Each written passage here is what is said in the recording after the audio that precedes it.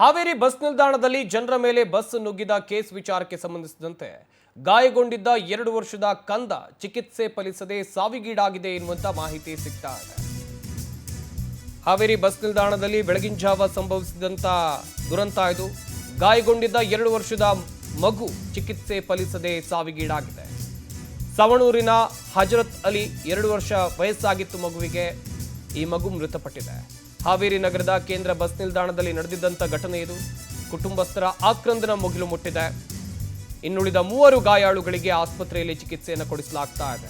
44 ವರ್ಷದ ವಾಸುದೇವ್, 6 ವರ್ಷದ ಹರ್ಷ, ಕಾವ್ಯಾಂಜಲಿಗೆ ಗಾಯ ಆಗಿದೆ. ಸದ್ಯ ಅವರನ್ನ ಸ್ಥಳೀಯ ಆಸ್ಪತ್ರೆಗೆ ದಾಖಲು ಮಾಡಿ ಚಿಕಿತ್ಸೆಯನ್ನು ಕೊಡಿಸುವಂತ ಕೆಲಸವನ್ನ ಮಾಡಲಾಗ್ತಾ ಇದೆ. ಗಾಯಾಳುಗಳು ಬಂಕಾಪುರ ಪಟ್ಟಣದ ನಿವಾಸಿಗಳು ಎನ್ನುವಂತ ಮಾಹಿತಿ ಇದೆ. ಇತ್ತ ಹಾವೇರಿ ಬಸ್ ನಿಲ್ದಾಣದಲ್ಲಿ ಪ್ಲಾಟ್ಫಾರ್ಮ್ನಲ್ಲಿ ಚಾಲಕನ ನಿಯಂತ್ರಣ ತಪ್ಪಿ ಬಸ್ಸು ಪ್ಲಾಟ್ಫಾರ್ಮ್ಗೆ ನುಗ್ಗಿತ್ತು. ಈ ಘಟನೆಯಲ್ಲಿ 2 ವರ್ಷದ ಕಂದ, 2 ವರ್ಷದ ಪುಟ್ಟ ಮಗು ಸವಣೂರಿನ ಹಜರತ್ ಅಲಿ ಸಾವಿಗೀಡಾಗಿದೆ ಎನ್ನುವಂಥದ್ದು ಗೊತ್ತಾಗ್ತಾ ಇದೆ. ಬೆಳಗ್ಗೆ ಯಾವ ರೀತಿಯಾಗಿ ಬಸ್ ನಿಲ್ದಾಣದಲ್ಲಿ ಅವಘಡ ಸಂಭವಿಸಿತು ನೋಡ್ತಾ ಇರಬಹುದು. ವಾಯುವ್ಯ ಕರ್ನಾಟಕ ಸಾರಿಗೆ ಸೇರಿದಂಥ ಬಸ್ಸು ಪ್ಲಾಟ್ಫಾರ್ಮ್ನಲ್ಲಿ ನಿಲ್ಲುವಂಥ ಸಂದರ್ಭದಲ್ಲಿ ನೇರವಾಗಿ ಪ್ಲಾಟ್ಫಾರ್ಮ್ ಮೇಲೆ ಬಂತು. ಅಲ್ಲಿ ಸಾಕಷ್ಟು ಪ್ರಯಾಣಿಕರು ಕೂಡ ಬಸ್ಸಿಗಾಗಿ ಕಾದು ಕುಳಿತಿದ್ರು. ಅವರ ಮೇಲೆ ಬಸ್ಸು ಬಂದು ಎರಗಿತ್ತು. ಈ ಘಟನೆಯಲ್ಲಿ 2 ವರ್ಷದ ಪುಟ್ಟ ಮಗು ಸಾವಿಗೀಡಾಗಿದೆ. ಕೂಡಲೇ ಆ ಮಗುವನ್ನು ಆಸ್ಪತ್ರೆಗೆ ಕರ್ಕೊಂಡು ಹೋಗುವಂಥ ಕೆಲಸವನ್ನು ಕೂಡ ಮಾಡ್ತಾರೆ. ಹುಬ್ಬಳ್ಳಿಯ ಕಿಮ್ಸ್ ಆಸ್ಪತ್ರೆಗೆ ಕರ್ಕೊಂಡು ಹೋಗ್ತಾರೆ. ಚಿಕಿತ್ಸೆ ಫಲಿಸದೆ ಮಗು ಸಾವಿಗೀಡಾಗಿದೆ ಎನ್ನುವಂಥ ಮಾಹಿತಿ ಇದೆ.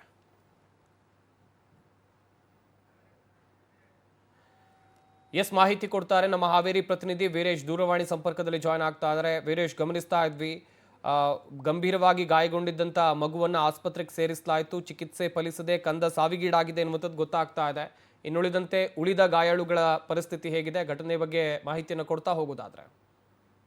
ಹಾವೇರಿಯ ಬಸ್ ನಿಲ್ದಾಣದಲ್ಲಿ ಬೆಳಗ್ಗೆ ಏನು ಊರಿಗಾಗಿ ಕಾಯ್ತಾ ನಿಂತಿದ್ದಂತ ಪ್ರಯಾಣಿಕರ ಮೇಲೆ ಚಾಲಕನ ಅಜಾಗರೂಕತೆಯಿಂದಾಗಿ ಏನು ಸುಮಾರು 4-5 ಜನರ ಮೇಲೆ ಒಂದು ಹಾಗೂ ಪುಟ್ಟ ಕಂದಮ್ಮನ ಮೇಲೆ ಬಸ್ ಹತ್ತಿರುವಂತದ್ದು. ಅದರಲ್ಲಿ ಕೂಡ ಒಂದು ಬೇಕರಿ ಇದೆ, ಆ ಬೇಕರಿ ಸಹ ಬಸ್ ಗುದ್ದಿರುವಂತದ್ದು.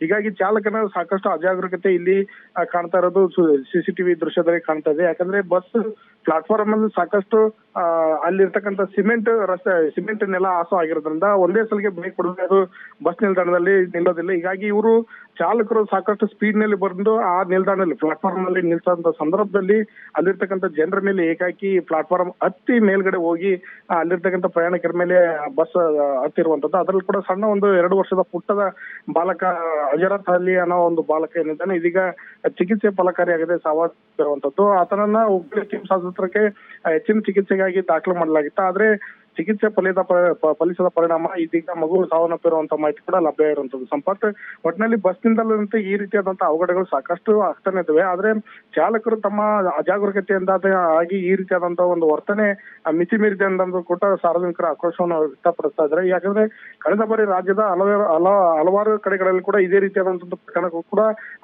ಬೆಳಕಿಗೆ ಬಂದಿರುವಂತದ್ದು. ಒಂದ್ ಕಡೆ ರಸ್ತೆಯಲ್ಲಿ ಏಕಾಏಕಿ ಕರ್ವಿಂಗ್ ಕರ್ವಿಂಗ್ ಇದ್ದಂತ ಸಂದರ್ಭದಲ್ಲಿ ಚಾಲಕರು ಸ್ಪೀಡ್ ಆಗಿ ಹೋಗ್ತಾ ಇರ್ತಾರೆ. ಬಾಗಿಲ ಬಳಿ ಇರ್ತಕ್ಕಂಥ ಪ್ರಯಾಣಿಕರು ಸಾಕಷ್ಟು ಬಸ್ ನಿಂದ ಬಿದ್ದಿರುವಂತ ಘಟನೆ ಕೂಡ ದಕ್ಷಿಣ ಕನ್ನಡದಲ್ಲಿ ಮೊನ್ನೆ ಆಗಿರುವಂತದ್ದು.